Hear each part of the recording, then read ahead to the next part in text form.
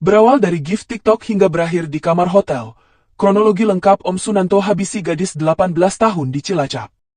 Sunanto, 41, warga Gandrung Mangu, Kabupaten Cilacap, Jawa Tengah, ditangkap polisi setelah mengaku membunuh Putri Wijayanti, 18, di sebuah hotel di Jalan Ahmad Yani Sidaraje, Cilacap. Sunarto tega menghabisi putri yang merupakan kekasih gelapnya lantaran korban menolak dinikahi.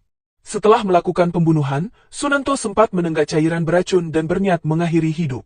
Namun, niatnya gagal. Dia yang siuman kemudian melapor ke resepsionis dan meminta bantuan.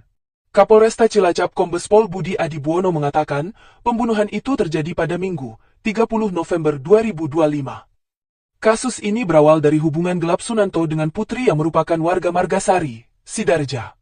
Hubungan terlarang itu dibangun sejak pertengahan tahun 2025.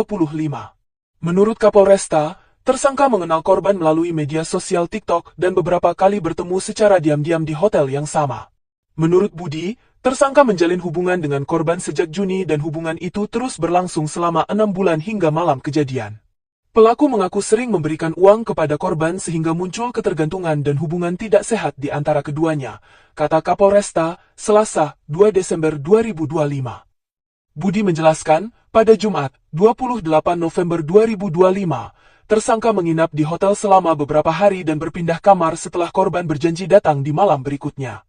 Korban tiba pada Minggu malam, sekitar pukul 18.30 waktu Indonesia Barat. Keduanya kemudian berbincang hingga berujung pertengkaran hebat di dalam kamar.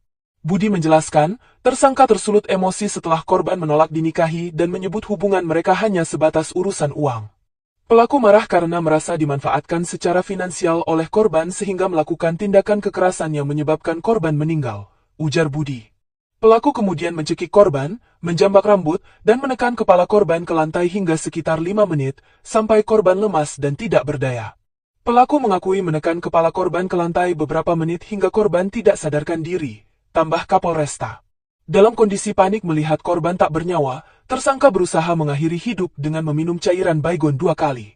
Upaya pertama membuat tersangka muntah dan lemas. Namun, setelah siuman, ia kembali meminum sisa cairan pestisida hingga akhirnya pingsan.